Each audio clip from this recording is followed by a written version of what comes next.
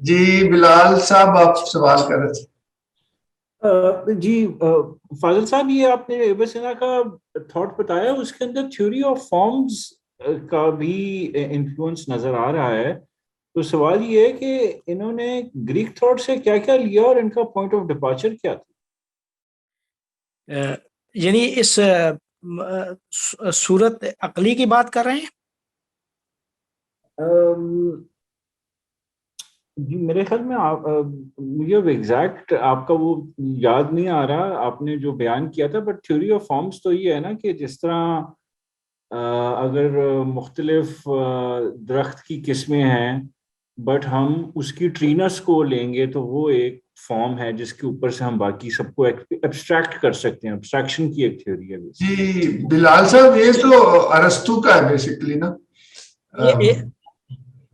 یہ ارسطو سے انہوں نے لیا، یہ فلسفہ مشاع یہ ارسطو کی تھیوری ہے اور ارسطو سے یہ سارے فلاسفہ نے لیا. یہ بالکل وہی بات ہے، اسی کو ہم بیان کر رہے ہیں، اسی چیز کو. جی وہی سوال ہے. یہ اس کا بھی جواب ہو گیا نا جو آپ نے پوچھا تھا کہ یونانی فلسفے سے کیا لنک ہے، تو وہ بہت گہرا لنک ہے نا. جی جی جی بالکل. تو اس کا پوائنٹ آف ڈپارچر کیا ہے، ان کی کیا آگے کنٹریبیوشن ہے؟ اچھا کہہ رہے انہوں نے کچھ اس میں اضافہ کیا ہے تو وہ بتائے نا، یا وہی بات یہ کر رہے ہیں یا کچھ تھوڑی سی فرق ہے؟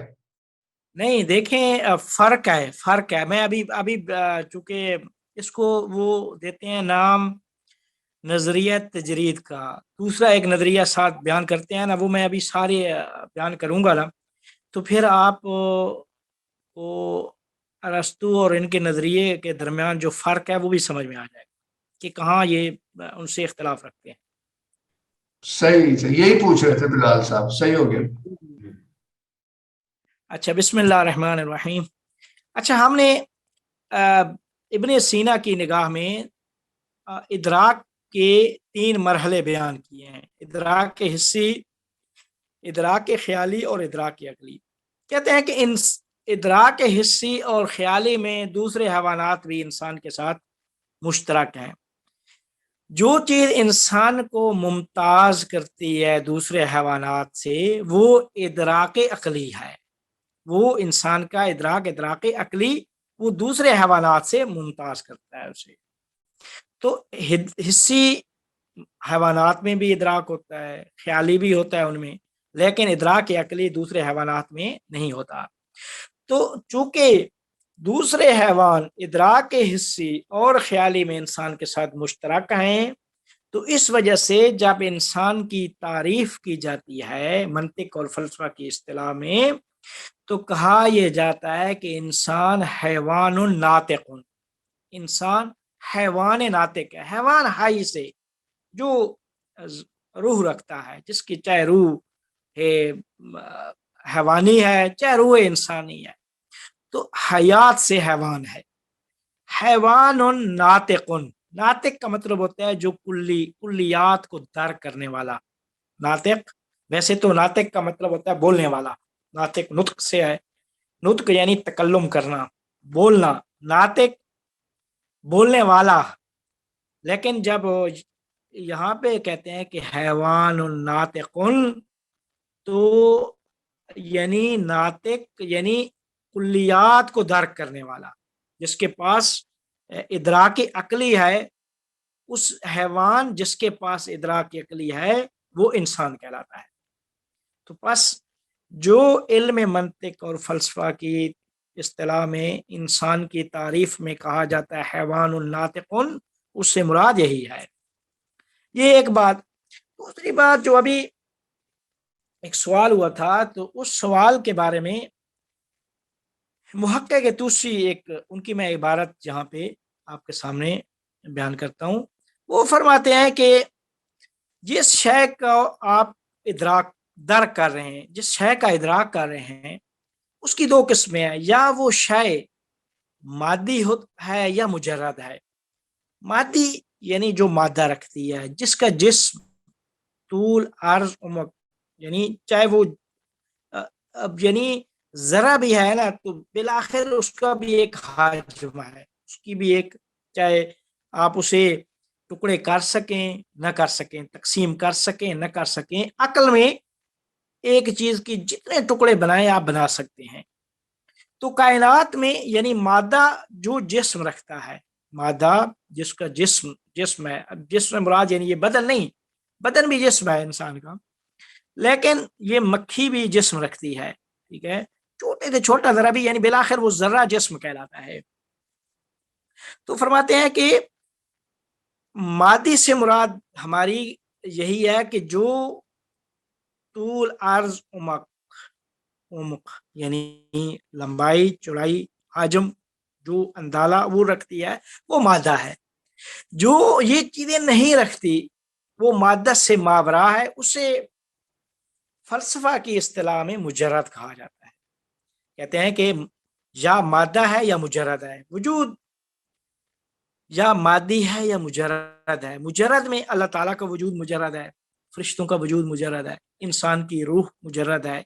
ये कोई दिखाई देने वाली जिसे ना आप हवा से खमसा से दार कर सकें, नहीं जिसके तूलो अर्ज उमुक में तकसीम कर सकें, तो ये मादा नहीं है बल्कि मुजर्रद है। नफ्स नात का ये बहस है, रूह के बारे में बड़ी बड़ी किताबें लिखी जा चुकी हैं कि इंसान की रूह मादी नहीं है मुजर्रद है, फरिश्ते मादी नहीं है मुजर्रद है, अल्लाह ताला मादी नहीं है, मादा नहीं है, मुजर्रद है। तो जब हम इस इस्तिलाह को इस्तेमाल करेंगे मादा या मुजर्रद की, तो उससे मुराद यही है।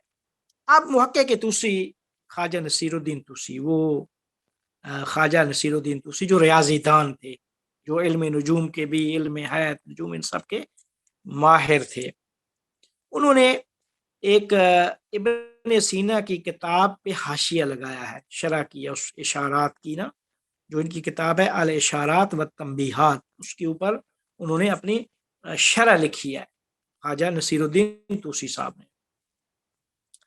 उसमें नीचे लिखते हैं कि इंसान जिस शय का इदराक करता है, इदराक दर्क करता है, उसकी दो किस्में हैं, या वो शय मादी होती है या मुजर्रद होती है, ठीक है।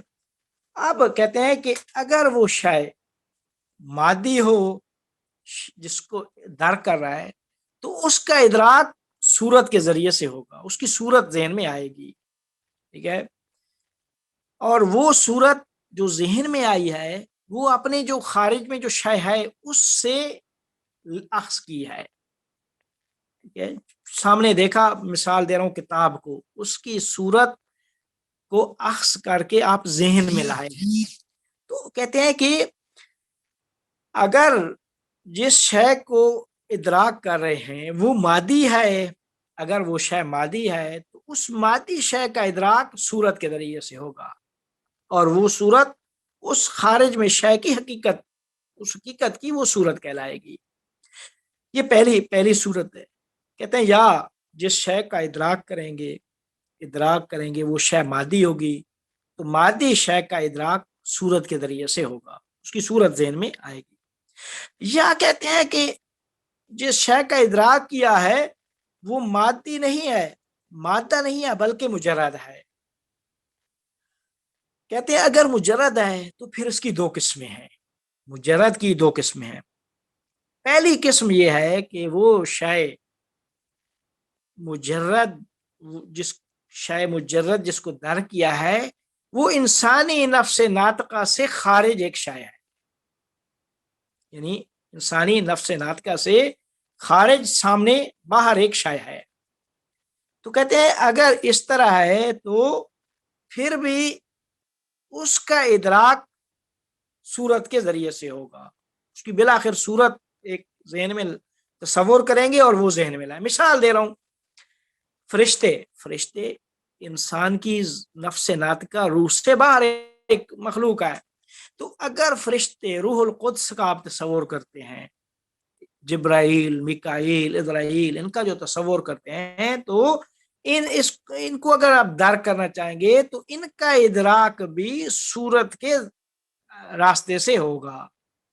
तो कहते हैं कि बस अगर शय मुजर्रद है तो फिर दो किस्में हैं कि वो शय मुजर्रद یا انسانی نفس ناطقہ اور انسانی روح سے باہر ایک چیز ہے تو اس صورت میں بھی کہتے ہیں ادراک صورت کے راستے سے ہوگا، صورت کے ذریعے سے ہوگا.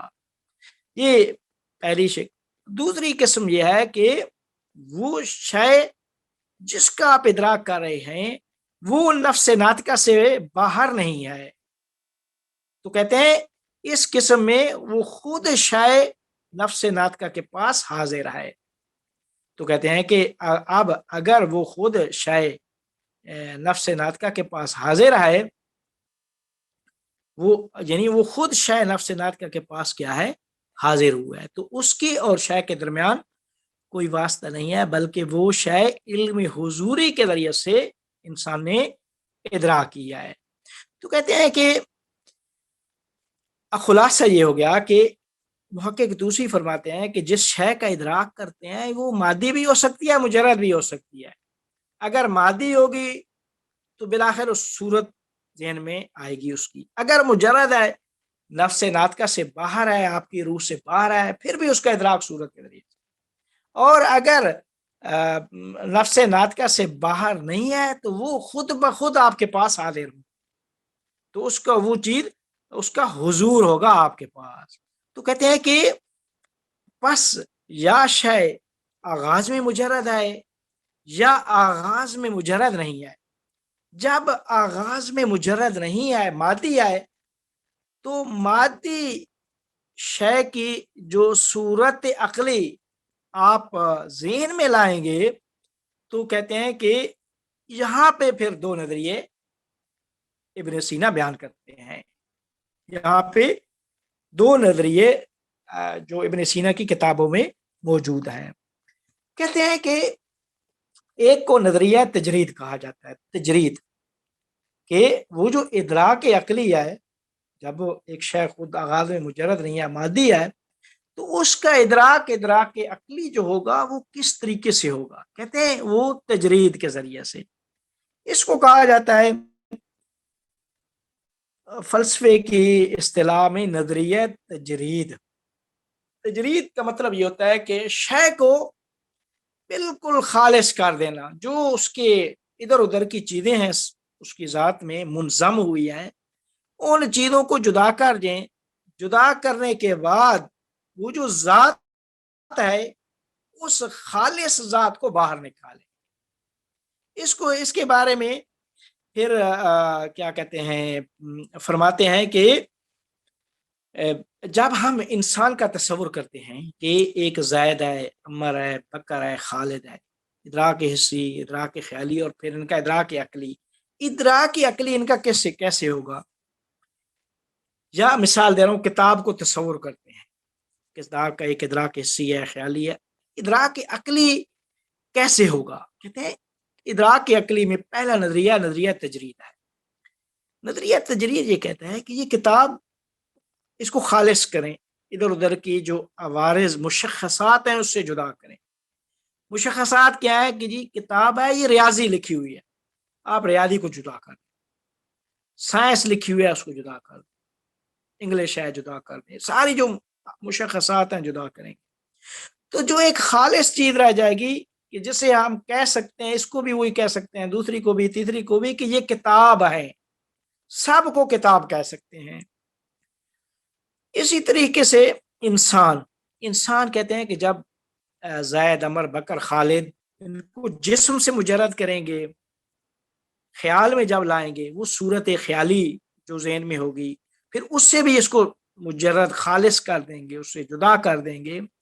جو کیا کہتے ہیں، خالص اس کی ذات کو جب باہر نکالیں گے تو اس کی ذات کیا ہے؟ حیوان ناطق، کہ وہ ایک اس کا ادراک عقلی، وہ کلی چیز جو عمر، بکر، خالد پر بھی منطبق ہے، 1400 سال پہلے والے انسانوں پہ بھی منطبق ہے، اور تا قیامت آنے والے انسانوں پر بھی منطبق ہوگی. وہ کیا چیز ہوگی؟ وہ یہ ہے کہ یہ سارے کے سارے انسان ہیں. تو یہ نظریہ، اسے کہتے ہیں کہ نظریہ تجرید کہا جاتا ہے. اب اس میں ابن سینا کیا کرتے ہیں، جب نفس ناطقہ کی انسان کا جو نفس ناطقہ ہے اس کو دو قوا میں، دو قسموں میں تقسیم کر دیتے ہیں کہ اس کی دو برانچ اور دو شاخیں ہیں. نفس ناطقہ کی دو شاخیں یا دو برانچ میں ایک تقسیم میں تقسیم کرتے ہیں. فرماتے ہیں کہ نفس ناطقہ میں ایک قوہ عالمہ پائی جاتی ہے اور ایک قوہ عاملہ ہے، عالمہ اور عاملہ. اب قوہ عاملہ کو عقل عملی بھی کہتے ہیں اور قوہ عالمہ کو عقل نظری بھی کہتے ہیں. یہ دو اصطلاحیں ہیں جو زیادہ تر عقل نظری اور عقل عملی کی اصطلاح استعمال ہوتی ہے. عقل نظری اس کا تعلق فکر سے ہے، سوچنے سے ہے، فکر کرنا اور کیا کہتے ہیں معلومات سے مجہولات تک پہنچنا، یہ عقل نظری کا کام. عقل عملی کیا کہتی ہے کہ آپ کو کیا کام اچھے ہیں کرنے چاہیے، کیا کام نہیں کرنے چاہیے. عقل عملی کا تعلق انسان کے بدن سے ہے کہ انسان کے بدن کو کون سے اعمال اس کے لیے شائستہ ہیں، کون سے نہیں ہیں. جو شائستہ ہیں وہ انجام دینے چاہیے، جو شائستہ نہیں ہے وہ انجام نہیں دینے چاہیے. عقل عملی کا تعلق عمل سے ہے، انسانی عمل سے ہے. عقل نظری کا تعلق انسانی سوچ اور فکر سے ہے. تو یہ فرماتے ہیں کہ یہ دو قوہ پائی جاتی ہیں. ایک قوہ عاملہ ہے، تو قوہ عاملہ وہ ہے کہ جو اچھائی اور برائی کے درمیان تمیز کرتی ہے، جسے عقل عملی بھی کہتے ہیں. دوسری قوہ نظری ہے یا عقل نظری ہے. کہتے ہیں کہ یہ انسانی نفس کو فکر کے لیے آمادہ کرتی ہے، تیار کرتی ہے. اور یہ قوہ نظری جو ہے، یہ سوچ فکر کی جو قوہ ہے، نفس ناطقہ کے پاس جو فکر کی قوہ ہے، یہ عالم بالا سے مرتبط ہے. عالم بالا یعنی اوپر عالم سے مرتبط ہے اور وہیں سے فیض الہی کو دریافت کرتی ہے. دریافت کر کے معقولات اور کلیات کے ادراک کے درجے تک فائز ہوتی ہے. تو عقل نظری کا تعلق نفس ناطقہ کی قوہ نظری سے ہے، قوہ عالمہ سے ہے. اور عقل عملی کا تعلق قوہ عاملہ سے ہے، عمل سے عاملہ ہے. تو آپ فرماتے ہیں کہ ابن سینا فرماتے ہیں کہ یہاں پہ انسان کی جو نفس ناطقہ کی قوہ نظری، عقل نظری ہے، وہ کام عمل تجرید کو وہ انجام دیتی ہے. وہ کیا کرتی ہے کہ ساری صورتوں میں مشخصات کو جدا کر کے ایک کلی مفہوم تک پہنچتی ہے. تو وہ جس تک پہنچتی ہے اسے ادراک کلی، ادراک عقلی کہا جاتا ہے. تو آپ فرماتے ہیں کہ یہ پہلا نظریہ جو کیا کہتے ہیں ابن سینا نے بیان کیا ہے ادراک عقلی کے بارے میں، کہ پہلا نظریہ ان کے نزدیک وہ تجرید ہے. کہتے ہیں کہ یہ تجرید میں جو مشخصات ہیں وہ رکاوٹ ہیں کہ اس معقول اور ایک کلی مفہوم کو تشکیل دینے میں مشخصات رکاوٹ ہے. جو ہی آپ مشخصات کو جدا کریں گے تو کلی مفہوم کو تشکیل دیں گے. یہ ایک بحث ہے، مغربی فلاسفہ نے بھی کیا ہے کہ کلیات کیسے تشکیل پاتی ہیں. یہ ایک بحث ہوتی ہے مغربی فلاسفہ میں نے بھی بڑی، اس کے متعلق بہت سارے فلسفی مکتب موجود ہیں. یہ کلیات کس طریقے سے تشکیل پاتی ہیں، اور انسان چونکہ حیوان ناطق ہے تو اب فرماتے ہیں کہ یہ پہلی چیز جو تھی یہ نظریہ تجرید ہے. اب دوسرا جو نظریہ، اگرچہ اس نظریے پہ بھی ملا صدرہ نے آ کے اعتراضات کیے ہیں، نظریہ تجرید پہ اعتراضات کیے ہیں. اور یہ انشاءاللہ ملا صدرہ کی ہم بحث میں اس کو ہم لے آئیں گے کہ کہاں ملا صدرہ کا ابن سینا کے ساتھ کہاں پہ اختلاف ہے، کہاں ان سے اختلاف کرتے ہیں کس بیس میں آ کر، وہ اسی نظریہ تجرید پہ بھی وہ اعتراضات کرتے ہیں کہ نظریہ تجرید بھی صحیح نہیں ہے. وہ انشاءاللہ ہم ملا صدرہ کی بحث میں آ کے اس کو ہم انشاءاللہ لے آئیں گے. یہ تھا پہلا نظریہ. اب اس کے بعد دوسرا نظریہ ادراک عقلی میں وہ ابن سینا نے بیان کیا ہے کہ انسانی جو نفس ناطقہ ہے اس کا اتصال ہوتا ہے عقل فعال سے. عقل فعال کیا ہے؟ دیکھیں ابن سینا نے اپنے جو فلسفہ ہے اس فلسفہ میں یہ بیان کیا ہے کہ کس طرح یہ عالم کس طرح تشکیل پایا ہے، اس وحدت سے کثرت کیسے وجود میں آئی. وہاں پہ جب عوالم عالم تخلیق میں جب آتے ہیں تو پہلا عالم عقل ہے. عالم عقل میں وہ پہلی مخلوق عقل اول، وہ جسے ابن عربی صادر اول بھی کہتے ہیں. پیغمبر فرماتے ہیں کہ اول ما خلق اللہ نوری، سب سے پہلے یا اول ما خلق اللہ عقلی. یہ عقل اول ابن سینا اس توجیہ کے لیے کہ وہ واحد ہے، واحد سے کثرت کیسے وجود میں آئی. وہاں پہ عقول دہگانہ، عقول عشرہ کے قائل ہو جاتے ہیں. عربی میں عقول عشرہ یعنی 10 عقول، دہگانہ یہ فارسی کا لفظ ہے. 10 عقول وجود میں آتے ہیں. عقل اول آتا ہے، عقل اول کے بعد عقل دوم، عقل دوم کے بعد عقل سوم، عقل سوم کے بعد چہارم، پنجم، ششم، ہفتم، ہشتم، نہم، دہم. عقل دہم کو عقل فعال کہا جاتا ہے. عقل فعال وہ آخری عقل ہے کہ جس کے بعد عالم خیال یا عالم مثال و عالم مادہ شروع ہو جاتے ہیں. تو یہ باؤنڈری ہے عقل عالم عقل اور عالم برزخ و عالم حس کے درمیان، یہ باؤنڈری ہے.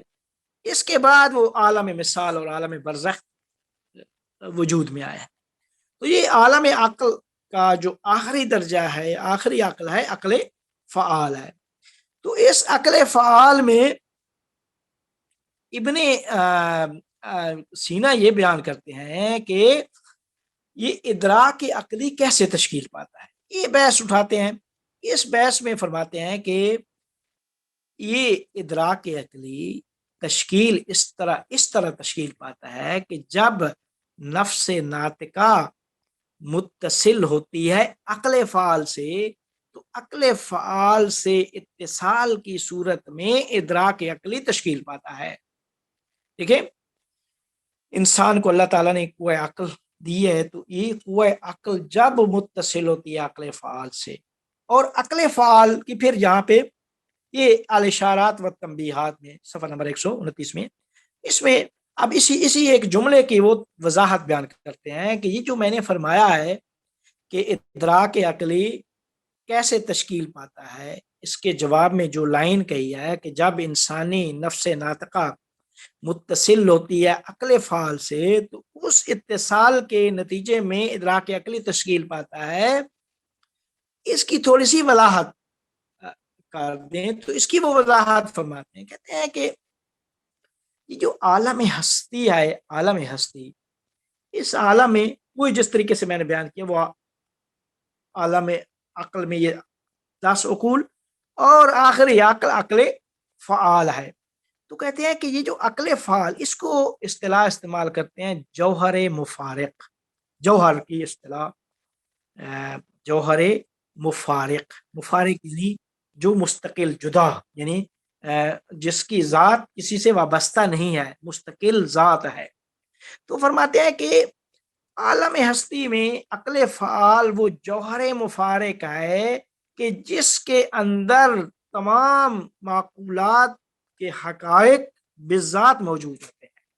اس عقل فعال میں ساری کی ساری حقیقت کلی وہاں پہ موجود ہوتی ہے، کلی حقائق وہاں پہ موجود ہے. تو اب جب وہاں پہ موجود ہے تو اس کے اندر سب کچھ بالفعل ہے. بالفعل مطلب یہ ہے کہ بالقوہ نہیں ہے. ایسا نہیں ہے کہ اس کے اندر وہ صورتیں آ رہی ہیں، مثال کے طور پہ اضافہ ہو رہی ہیں، کم ہو رہی ہیں، نہیں، بالقوہ نہیں ہے. بالقوہ کا مطلب یہ ہوتا ہے کہ اس کے اندر یہ استعداد نہیں ہے آگے بڑھنے کی کہ ابھی 10 صورتیں ہیں تو 20 بن جائیں، 20 سے 40 بن جائیں، 40 سے 60 بن جائیں. اس طرح نہیں ہے. سب کچھ حقائق جو ہیں، وہ جو معقولات کے جو صورتیں ہیں، سب کچھ ان کی حقیقتیں وہاں پہ بالذات، وہ سارے کے سارے بالذات موجود ہیں اور بالفعل ہیں. سب کچھ ایک ہی دفعہ موجود ہے وہاں پہ. یہ پہلی بات. تو کہتے ہیں کہ جب نفس ناطقہ اس جوہر مفارق سے متصل ہوتی ہے، اس عقل فعال سے متصل ہوتی ہے، تو اس سے نفس ناطقہ میں انسانی نفس کے اندر عقلی صورتیں جو اس نے جزیات کے ادراک کے راستے سے نفس کو تیار کیا تھا، وہ اس کے نفس کے اندر وارد ہونا شروع ہو جاتی ہیں. تو کہتے ہیں کہ جو صورتیں اس عقل فعال میں موجود ہیں، جب انسان یہ پروسیس کرتا ہے ادراک حسی سے خیالی سے اب ادراک عقلی جب کرنا چاہتا ہے، تو اب نفس ناطقہ تیار ہو جاتی ہے اس عقل فعال سے متصل ہونے کے لیے. جب تیار ہوتی ہے تو اس جب اتصال کرتی ہے تو اس اتصال کے نتیجے میں جو اس کے پاس صور عقلیہ ہوتی ہیں، وہ صور عقلیہ اس کے اندر مرتسم ہو جاتی ہیں، یعنی اس کے اندر ڈھالی جاتی ہیں. نفس ناطقہ کے اندر ساری کی ساری اسے دریافت یہ کرتا ہے نفس ناطقہ ان عقل فعال سے. اس کے اشارات کے جلد نمبر 2 الاشارات و تنبیہات اور صفحہ نمبر 364 میں یہ بات کی ہے. تو کہتے ہیں کہ نفس جب جزیات کا ادراک کرتا ہے تو اس ادراک سے تیار ہو جاتا ہے اس عقل فعال سے متصل ہونے کے لیے. تو اس اتصال کا نتیجہ یہ ہوتا ہے کہ صور عقلیہ نفس ناطقہ میں آ جاتی ہیں، وجود پیدا کر لیتی ہیں. تو کہتے ہیں کہ جب یہ وجود پیدا کرتی ہیں تو اسی کے لیے کچھ انہوں نے کیا کہتے ہیں، میں یہاں پہ لے آیا تھا انہوں نے کچھ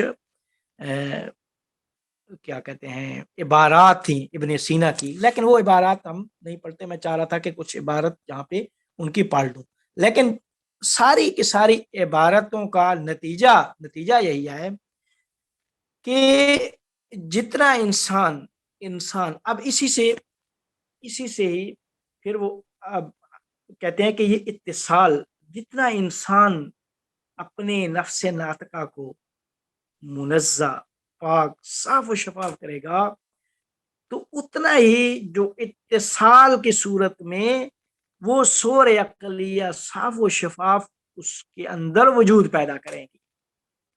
جتنا انسان کی جو معرفت، وہ ساری چیزیں جو ہے نا وہ زیادہ ہوتی جاتی ہیں، انسان کی تہذیب نفس اور نفس منزہ ہوتا ہے، پاک ہوتا جاتا ہے، اتنا زیادہ ان صور عقلیہ کو دریافت کرنے کی استعداد ان میں موجود ہوتی ہے. تو جب یہ انسانی نفس اس سے اتصال پیدا کرتا ہے تو اس اتصال کے نتیجے میں وہ اس فیض الہی اس کے اوپر ہو جاتا ہے. اب یہاں پہ یہ ابن سینا نے یہ 2 نظریے تو بیان کر دیے کہ ادراک عقلی کس طریقے سے تشکیل پاتا ہے، نظریہ تجرید اور نظریہ اتصال بعقل فعال، عقل فعال سے اتصال کا نظریہ جو ابن سینا نے پیش کیا. جہاں پہ کچھ مفکرین فلاسفہ نے ان کے اوپر، چونکہ ابن سینا خود قائل اس بات کے نہیں ہیں کہ وہ نفس ناطقہ ہے تو اس کے اندر صور عقلیہ آ رہی، صور عقلیہ چاہے نظریہ وہ تجرید سے آئی ہوں، چاہے عقل فعال سے اتصال کے نتیجے میں صور عقلیہ نفس ناطقہ میں وجود پیدا کیا ہو. تو کہتے ہیں دونوں صورتوں میں نفس ناطقہ ایک ثابت چیز ہے، صورتیں اس کے اندر صور معقولہ کا اضافہ ہوتا جا رہا ہے. تو جتنا آپ صور، اتنا اتصال پیدا کریں گے، اتنا زیادہ صور معقولہ انسانی نفس ناطقہ یعنی روح کے اندر وجود پیدا کرتی جائیں گی. اب یہاں پہ دو نظریے، یہاں پہ دو بحثیں وجود میں آ جاتی ہیں. ایک بحث یہ ہوتی ہے کہ جو ملا صدرہ نے ان کے ساتھ اختلاف کیا اور ان کا مفصل نظریہ ہم وہیں پہ پڑھیں گے. دو نظریے یہاں پہ پیدا یہ ہو جاتے ہیں کہ یہ جو اتصال آپ کہہ رہے ہیں کہ نفس ناطقہ کا اتصال جب ہوتا ہے عقل فعال سے، تو وہاں عقل فعال میں موجود صور عقلیہ کو دریافت کرتی ہے نفس ناطقہ. تو کہتے ہیں کہ صور عقلیہ یہاں پہ آ گئی اس کے اندر اتصال کے نتیجے میں. اب یعنی ان کے نزدیک صور جتنی اضافہ ہوتی جائیں گی، نفس اپنی جگہ ثابت ہے. ملا صدرہ کہتے ہیں نہیں، ملا صدرہ اس کے برخلاف نظریہ دیتے ہیں کہ یہ وہ یہاں سے یہ بحث شروع کر دیتے ہیں کہ انسانی نفس ناطقہ اور جو صورت معقولہ صورت ہے، یہ اتصال نہیں ہے بلکہ ان کے اندر وحدت ہے. یہ ایک ہی چیز ہے. کیسے ایک ہی چیز ہے؟ وہ فرماتے ہیں کہ عقل فعال، یہ جو ابن سینا نے فرمایا ہے کہ یہ ایک موجود مستقل ہے اور اس کے اندر وہ صور معقولہ عقل نفس ناطقہ انسانی روح کے اندر اسی عقل فعال سے صورتیں اس کے اندر آتی ہیں. تو فرماتے ہیں کہ پہلی بات تو یہ ہے کہ یہ اتصال نہیں ہے. اتصال ہوتا ہے دو چیزوں کا، دو چیز ہوں وہ متصل ہو جائیں. یہ صور معقولہ اور نفس ناطقہ کو وہ عالم یا عاقل کہتے ہیں اور صور معقولہ کو معقول کہتے ہیں. کہتے ہیں عاقل و معقول، علم عالم معلوم، عاقل معقول، ان کے اندر دوگانگی نہیں ہے بلکہ اتحاد کے قائل ہوں میں. یہ وحدت، ان کے اندر وحدت ہے. مطلب یہ ہے کہ اس طرح نہیں ہے کہ صور معقولہ کوئی علیحدہ چیز ہوں اور نفس ناطقہ کوئی علیحدہ چیز ہو اور اس کے اندر وہ صور معقولہ آئیں. نہیں، بلکہ صور معقولہ، جب نفس صور معقولہ کو دریافت کرتا ہے تو نفس اور وہ ایک ان کے نفس اور اس کے درمیان وحدت، وہی نفس عالم وہی معقول ہے، معقول وہی عاقل ہے، عالم وہی معلوم ہے اور معقول وہی عاقل ہے یا عاقل وہی معقول ہے. اس طرح نہیں ہے کہ یہ دو ان کے درمیان کوئی دوگانگی ہو. جب وحدت ہے تو نفس ناطقہ جب علم و عمل کے ذریعے سے اس میں صور معقولہ آتی ہیں تو اس طرح نہیں ہے کہ نفس ثابت ہے اور صور کا اضافہ ہوتا جا رہا ہے. جس طرح ایک کمرہ ہے، کمرے کے اندر سامان رکھتے جائیں، آپ کمرہ بھر دیں سامان سے، لیکن کمرہ اپنی جگہ پہ ثابت ہے، کمرے میں کوئی تغیر و تبدیلی نہیں آئی.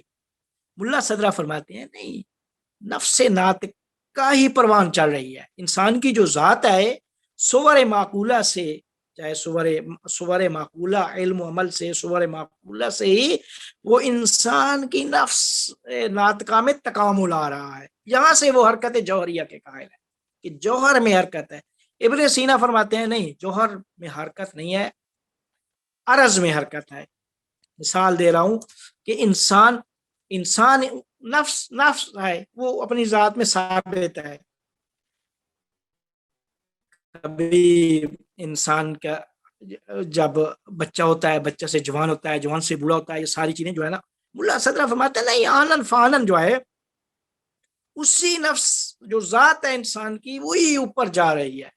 یا علم و عمل شیطانی ہوگا تو وہ نیچے جائے گی، اگر رحمانی عمل ہوگا تو وہی ذات اوپر جا رہی ہے، وہی ذات میں ہی رشد آ رہا ہے، اسی میں ہی تکامل آ رہا ہے. اس طرح نہیں ہے کہ صور معقولہ ایک چیز ہے اور نفس ناطقہ دو چیز ہے، بلکہ میں اتحاد عاقل و معقول کا قائل ہوں، اتحاد عالم و معلوم کا قائل ہوں. ملا صدرہ ابن سینا اتحاد عاقل و معقول کے قائل نہیں ہے، بلکہ ابن سینا اللہ تعالیٰ کے علم میں عاقل و معقول کے قائل ہیں کہ عاقل و معقول کے درمیان وحدت ہے، اللہ کا علم جو کائنات کے بارے میں، ما سوا اللہ کے بارے میں۔ اسی طریقے سے انسان کا علم اپنی ذات کے بارے میں ہے یہ، لیکن وہ اللہ کے بارے میں ابن سینا کہتے ہیں وہاں پہ اتحاد ہے۔ ہم چونکہ اگر اتحاد کے قائل نہ ہوں تو اس کا مطلب ہے کہ اللہ کی ذات میں تغیر و تبدل و کثرت و ساری چیزیں لازم آئیں گی، جس کا نتیجہ کچھ صحیح نہیں ہوگا۔ لیکن ملا صدرہ ان کو یہ فرماتے ہیں، جب ابن سینا نے یہ بتایا کہ نہیں صور معقولہ یا تجرید کے ذریعے سے یا اتصال کے ذریعے سے نفس ناطقہ میں آ رہی وجود پیدا کر رہی ہے، اور نفس ناطقہ میں کوئی تغیر تبدل اور کوئی تکامل نہیں ہے، ملا صدرہ فرماتے ہیں کہ یہی آپ کی ذات ہی ہے جو اوپر جا رہی ہے، یہ ذات ہی ہے آپ کی جو رہی ہے۔ ایسا نہیں ہے کہ جس طرح جب انسان علم حاصل کرتا ہے تو علم و عمل میں انسانی ذات اوپر جاتی ہے، علم و عمل میں انسانی ذات اگر غلط علم ہے تو نیچے پستی میں جا رہی ہے، بلکہ بالہم ازل کا مصداق بن رہی ہے۔ تو یہیں سے وہ ابن سینا اور ملا صدرہ کا یہیں سے اختلاف ہوتا ہے۔ پھر جب انسانی ذات ہے اوپر پروان چڑھ رہی ہے تو اب اگلا سوال یہ ہوگا کہ قیامت میں کیا ہوگا؟ قیامت میں جو یہ نظریہ رکھتے ہیں ملا صدرہ، وہ یہ ذات ہے انسان کی، کوئی جدائی نہیں ہے، صور معقولہ اور ان کے اس کا علم و عمل اس کے درمیان کوئی جدائی نہیں ہے، اور قیامت کے دن اسی ذات کو ہی صلاح و جلا ہوگی۔ لیکن ابن سینا کے نزدیک چونکہ وہ صور معقولہ وہ ایک علیحدہ چیز ہے، یہ ایک نفس ہے، اس میں آ رہی ہیں، تو اس کا مطلب جب وہ ذات نہیں بن رہی تو اس کا مطلب ہے قابل جدا ہیں، جدا ہونے کی قابلیت و صلاحیت رکھتی ہیں۔ تو اس کے پھر ہم اس بحث کو پھر انشاءاللہ اگلی اس میں آگے لے کے چلیں گے، قیامت، اللہ تعالیٰ کے علم کے بارے میں کہ اللہ کا علم کائنات کے بارے، خود اللہ کا علم کون سا علم ہے، اللہ کا علم کائنات کے بارے میں کون سا ہے، علم کلیات جزیات، اور کہاں ابن سینا نے جو نظریہ دیا، امام غزالی نے ان آگے آ کے چل کے کیا ان سے مخالفت کی، ہم انشاءاللہ اس کو معاد اور قیامت میں انشاءاللہ آگے لے کے چلیں گے۔ تو یہاں جو ابھی تک جو نتیجہ میں خلاصہ بیان کر دوں کہ علم کی تعریف، علم و ادراک کے مراحل بیان کیے، پھر ہم نے بیان کیا ادراک کی کلی کیسے تشکیل، ان مراحل کے درمیان اختلاف بیان کیا، معلوم بذات معلوم بالعرض وہ بات کی، ادراک عقلی کی بات کی، اور ادراک عقلی کیسے تشکیل پاتا ہے اس کے بارے میں دو نظریے بیان کیے، کہ پہلا ابن سینا کی نگاہ میں کہ ابن سینا نے ادراک کی عقلی کیسے تشکیل پاتا ہے، ایک نظریہ تجرید بیان کیا، دوسرا نظریہ عقل فعال سے متصل ہونے کا بیان کیا، کہ نفس ناطقہ جب عقل فعال سے متصل ہونے کے نتیجے میں وہ صور عقلیہ دریافت کرتی ہے۔ تو ان کا یہ بھی بتا دیا کہ کہاں پہ نتیجہ کیا ہے، یہ اب جب بات واضح ہو گئی تو اب ہم اسی بحث کو جب آگے لے کے چلیں گے تو ان کی نگاہ میں جو کشف شہود ہے، ہم اس کو وہ آخر میں متصل بے وہ ذات وحدت انشاءاللہ وہاں تک اس کو لے کر جائیں گے۔ اب کوئی سوال ہے تو میں حاضر۔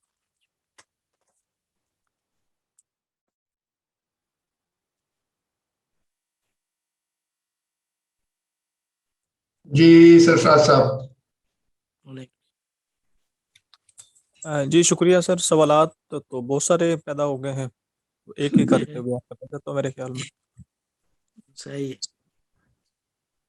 سر پہلے تو یہ تھوڑی سی وضاحت فرما دیں کہ یہ جو نظریہ اتصال و عقل افعال یا فعال، اس میں جو 10 عقلوں کی ضرورت کیوں محسوس ہوئی، کیوں یہ 1 2 3 کر کے یہ عقل، اور پھر ان کو مطلب عقلی طور پہ ان کو کیسے بیان کیا جا سکتا ہے کہ یہ 10 عقلیں ہیں، وائے 10 12 کیوں نہیں ہے، 100 کیوں نہیں، 1000 کیوں نہیں ہے؟ تو اس کو تھوڑا سا کر دیں، پھر اگلے جو سوالات آتے ہیں.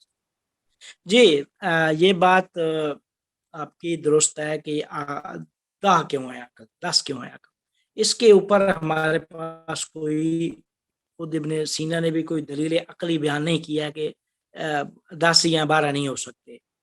لیکن اس کو وہ چاہے مکاشفہ کہیں چاہے جو بھی کہیں، جس طرح ملا صدرہ کہتے ہیں اتحاد عقل و معقول کا نظریہ مجھے مکاشفہ کے ذریعے سے حل ہوا.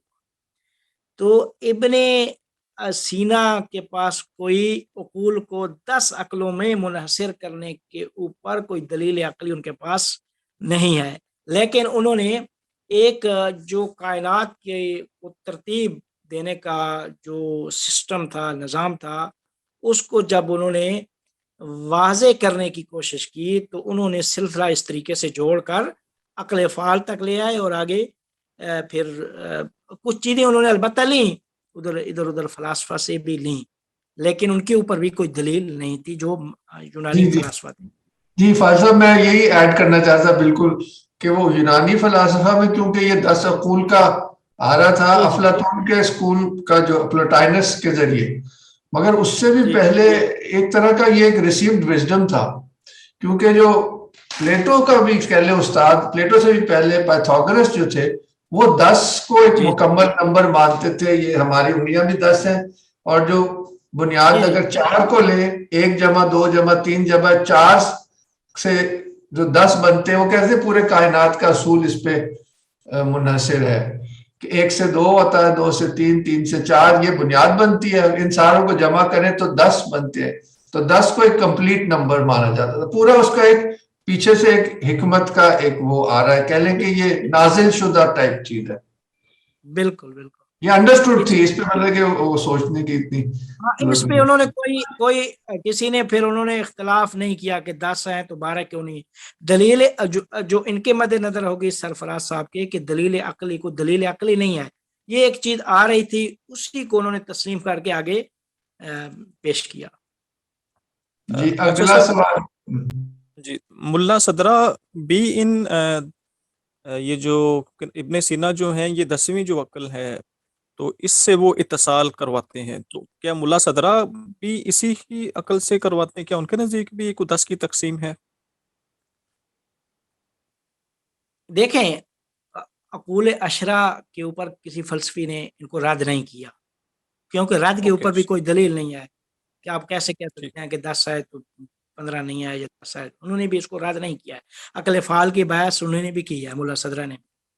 تو سر جدید فلسفہ جو ہے وہ مطلب یہ تو بہت پرانی باتیں ہو گئی ہیں، تو اب جو انسانی عقل یا فلسفر جو اس کے بعد اتنے 100 سال گزر گئے، 1000 سال گزر گئے، تو اب کیا سچویشن ہے؟ یہی ہے یا کچھ نئی چیز آ گئی ہے اب فاضل صاحب میرے چھوٹے بھائی نے جب صوفیز ورلڈ جو کہ ماڈرن فلسفی کہہ لیں اس کی بلکہ فلسفے کی کہانی ہے، تو 15-16 سال کے بچے نے جب پڑھی تو اس نے کہا مجھے ایسے معلوم ہوا کہ کمرہ ہے جس میں ایک ایک کر کے سب بتیاں بجھائی جا رہی ہیں. تو میں تو کہوں گا کہ وہ اندھیرے میں اضافے کی صدی ہے، تو اس میں کچھ روشنی کا ملنا مشکل. ٹھیک ہو گیا سر. اچھا سر میں اب میں زیادہ وقت لے رہا ہوں، پہلے کوئی اور سوال کسی نے کرنا تو وہ کر لیں، میرے خیال میں دیکھ لیں. آپ میرے ابھی کچھ سوالات اور بھی. جی مجھے ایک بہت ہی مختصر سا سوال ہے، بلکہ سوال نہیں ہے، ایک ریکویسٹ ہے. یہ جو 10 عقول کی بات کی اور یہ جو ماڈلز ہیں یہ مختلف جگہوں پہ ہوں گے، اگر کوئی اس کا ریفرنس ہمارے ساتھ شیئر کر دیا جائے تو بڑا مناسب ہوگا، کیونکہ کافی اور جگہوں پہ بھی یہ بار بار بات آتی ہے، تو ہم پھر ریفرنس کے طور پہ دیکھنا بڑا آسان ہو جائے گا اگر کوئی اس کا لنک بھیج دے. یا پلوٹائنس کا لنک تو میں نے ابھی بھیج دیا ہے، اور یہ مل جائے گا، بلکہ ابن سینا والا بھی بھیج دیں گے انشاءاللہ. ٹھیک ہے. اگر آپ مناسب سمجھے تو انشاءاللہ اگلی نشست میں تھوڑا سا مختصر سا یہ عقول اشرا کا یہ تھوڑی سی 5-10 منٹ میں بحث کر دوں گا. ہاں بہت اچھا جی، بہت فائدہ مند ہوگی، بہت شکریہ. ویسے فاضل صاحب اس پہ وہ سید حسین نصر کا چیپٹر ہے نا ابن سینا پہ، تو وہ بھی میں ان سے شیئر کر سکتا ہوں، وہ اس میں یہی بات کہی ہے. وہ شیئر کر دیں، وہ بہترین، انہوں نے بھی. جی سرفراز صاحب. تھینک یو جی. اچھا، ایک جو عقل کے حساب سے ایک استقراء اور استخراج، انڈکشن اور ڈڈکشن کا ایک تصور ہے کہ ایک جو ہے وہ استقرائی غالباً یہ ہے کہ from particular to general travel کرتی ہے جزیات سے کلیات کی طرف، اور استخراج جو ہے شاید جو ہے وہ کلیات سے جزیات کی طرف. اگر ایسا ہی ہے تو میں سوال یہ ہے کہ یہ جو تقسیم کی گئی ہے ادراک حسی، خیالی اور عقلی کی، ادراک حسی خیالی تو یہ کہہ لیں کہ یہ ایک عقل جزوی آپ کہہ لیں اس کو، یا ادراک جزوی آپ کہہ رہے تھے، اور ادراک عقلی جی یہ جی کلی کہہ لیں. تو ایسا تو نہیں ہے کہ اگر ہم انسانی تاریخ کو دیکھیں تو انسانی جو علم ہے یا انسانی جو ذہن ہے وہ پہلے جزیات پہ فوکس کرتا رہا ہے، پھر اب وہ انہی جزیات سے وہ کلیات کی طرف بطور انسانی ذہن کے ایک مجموعی طور پہ اس کا سفر چل پڑا ہے.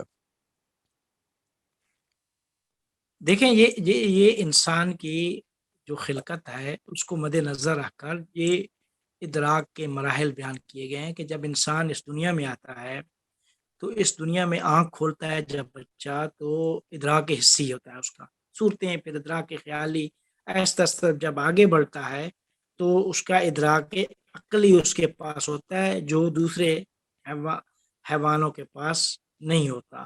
وہاں سے پھر انسان کیا ہے، ممتاز ہوتا ہے.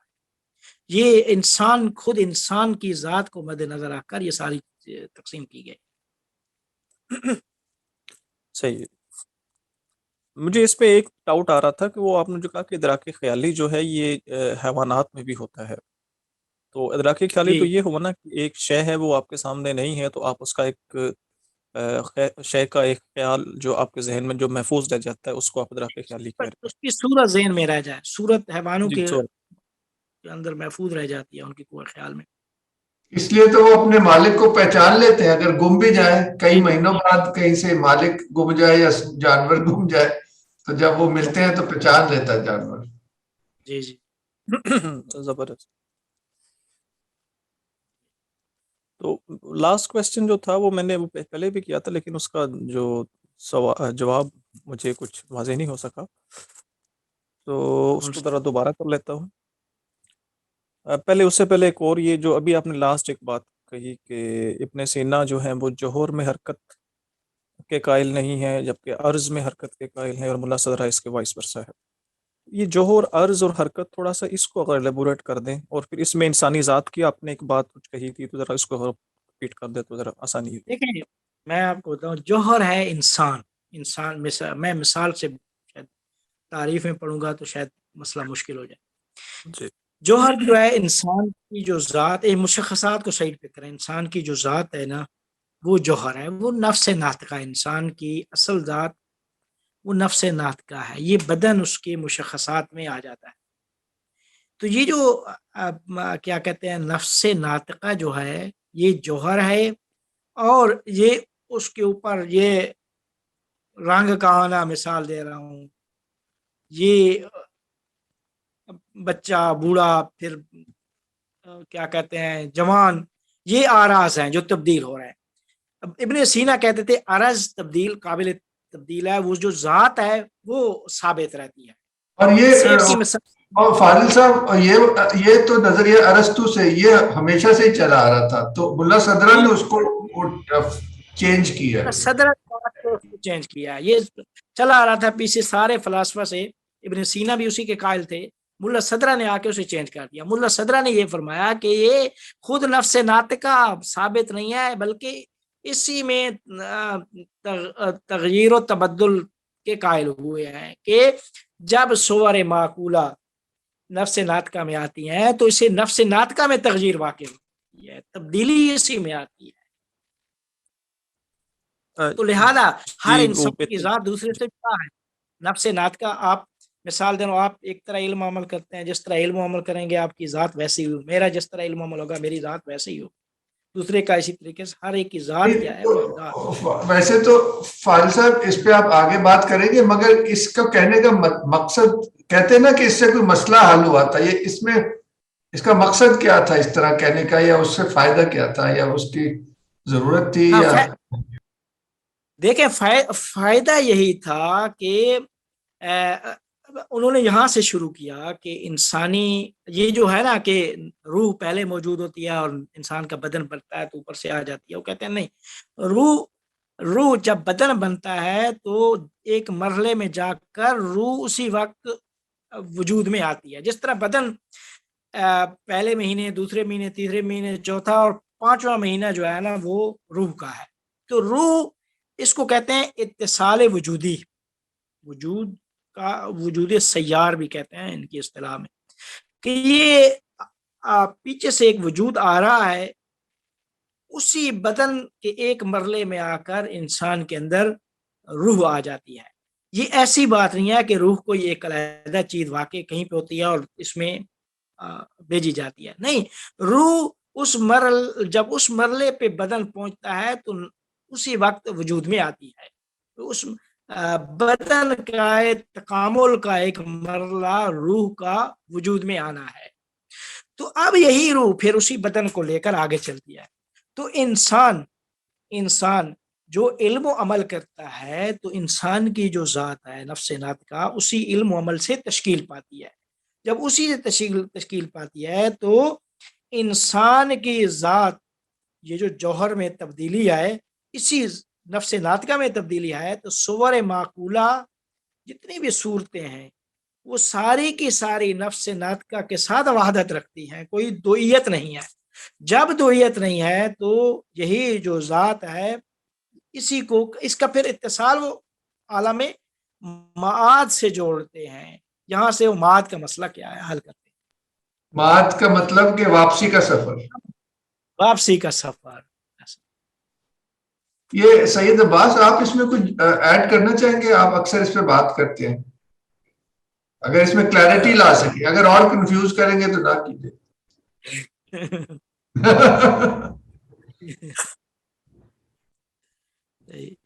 جی سرفراز صاحب. اچھا سر، وہ اگر عباس صاحب کچھ کرنا چاہتے ہیں تو پلیز، وہ ان کی باتیں بڑی چھوٹی چھوٹی ہوتی لیکن بہت سارے مسئلے حل کر دی. ان کا شاید گلا خراب ہے، تو آپ کو سمجھ آئی آپ ابھی جو بات کی ہے فاضل صاحب؟ مجھے بہت اچھا لگا، بہت اچھا سمجھایا ہے انہوں نے، کیونکہ ابن سینا جو ہے وہ نفس ناطقہ اور سورہ معقولہ یا اس میں جو ہے وہ اتصال کے قائل ہیں، وحدت کے قائل نہیں ہیں. لہذا ملا صدرہ جو ہے اس کے برعکس ہے. تو لہٰذا وہ انسانی ذات کی یا انسانی جو نفس ناطقہ ہے کہ جو صد الفاظ میں کہہ لیں کہ اسی میں ہی اضافے کے، اور وہ ایک ٹورڈز ایک جرنی جو ہے. آواز کٹ رہی ہے سرفراز صاحب، مجھے سمجھ میں نہیں آ رہا. ان کا ذرا کنیکشن ڈاؤن ہو گیا تھا. اچھا، یہ جو ادراک حسی، خیالی اور عقلی، میں واپس اسی پہ آ رہا ہوں. ان جو ترتیب ہے وہ میں نے پہلے سوال کیا تھا، تو اس ساری باتوں کا جو مجھے مقصد نظر آ رہا ہے وہ یہ ہے کہ یہ بیسیکلی کشف، وحی اور الہام کو کسی نہ کسی صورت میں علم کے درجے پہ لانا چاہ رہے ہیں. مجھے جو فیل ہو رہا ہے، کیونکہ جو موجودہ سائنس ہے یا جو موجودہ جو یہ سائنٹیفک علم ہے وہ ان کو اس درجے پہ نہیں رکھتا. میں ٹھیک کہہ رہا ہوں سر؟ جی دیکھیں، وہ علم کی تعریف جدا کرتے ہیں. یہ جس طریقے سے ہم جا رہے ہیں نا، تو انشاءاللہ اس کو پھر ہم اس مکاشفہ، الہام، وحی اس تک انشاءاللہ لے جائیں گے. تو اسی طرف ہی ہم جا رہے ہیں انشاءاللہ. ٹھیک ہے جناب، اب ٹائم پورا ہو گیا ویسے. اور اس پہ ایک اور کمنٹ دیجیے کہ کیا یہ جو میں ایک ابھی نام شیئر کیا اس کتاب کا، یہ کمال کتاب ہے، The Three Muslim Sages، ایویسینیا، سہروردی، ابن عربی. تو اس میں ابن سینا والا سیکشن آپ کے کام کا ہوگا آج کی گفتگو کے حوالے سے. اور ایک اور کتاب ہے سید حسین نصر کی جو صدرہ پہ ہے، تو وہ بھی کافی کام آئے گی. سہیل اکیڈمی نے چھاپی ہوئی ہے دونوں. سوری، آپ کیا کہہ رہے تھے؟ ایک لاسٹ کوسچن اجازت دے. جی، یہ عالم مثال کا جو تصور ہے یا بدن مثالی کی آپ نے بات کہی، شاہ ولی اللہ بھی اس پہ بات کرتے ہیں، اور افلاطون غالباً اس پہ بات کرتے تھے جہاں سے شروع یا اس سے پہلے ہوئی. یہ کیسے آ گئی کہ ایک چیز ہے اس کی ایک اصل جو ہے وہ ایک اور دنیا میں ہے؟ ابھی وہ بلال صاحب بھی وہ ورڈ آف فارمز کی بات کر رہے تھے، تو اوریجنل یہ جو ہے سرفراز صاحب یہ ایک ایسا سوال آپ شروع کر رہے ہیں نا کہ جس کے جواب کے لیے ہمیں جو ہے نا کئی نشستیں جو ہے نا وہ جی اوکے سر، یہ ایک عالم مثال کا بہت بڑا موضوع ہے جس کے اوپر ہم بحث کا البتہ پہلے کئی مواقع پہ کر چکے ہیں، لیکن چونکہ آپ لوگ اس میں نہیں تھے تو اس میں میں اس کو اگر سمجھانا بھی چاہا تو کافی ٹائم لگ جائے گا، اس کی عالم مثال عالم برزخ جی کے اوپر جو گفتگو پھر سے عربی نے کیا، فلسفہ نے کیا تھینک یو. انشاءاللہ جو ہے. جی امید ہے سب کو مفید لگا ہوگا آج کی نشست، اور سب یہ کیا نام تھا، زرین صاحبہ نام جی تھا کیا، ان کو میرے جی کچھ سمجھ، میری اصطلاحات سخت ہیں، پتہ نہیں ان کو جی ویسے بڑا دلچسپ ایک سوال اگلی دفعہ کر لیں گے جب امر ربی، روح جو امر ربی ہے، آپ نے کہا کہ اسی وقت کریٹ ہوتی ہے جسم بندہ، تو روح تو اللہ نے پھر پہلے سے باہر سے ہی آئی، تو وہ میں سوچ رہی تھی کہ اس کا جب بھی ہو ایکسپلین کر دیجئے گا، مجھے پتا ہے ٹائم بہت ہو گیا ہے، آپ اتنا ہمیں بولتے ہیں. ٹھیک ہے، انشاءاللہ جو ہے نا انشاءاللہ آگے دیں گے نا تو بہت شکریہ فاضل صاحب، پھر اجازت. بہت ٹھیک ہے بہت تیمور صاحب، اگر بہت جی بہت مہربانی سب کی کہ میری کیا کہتے ہیں اس مشکل اصطلاحات کو آپ لوگوں نے سنا.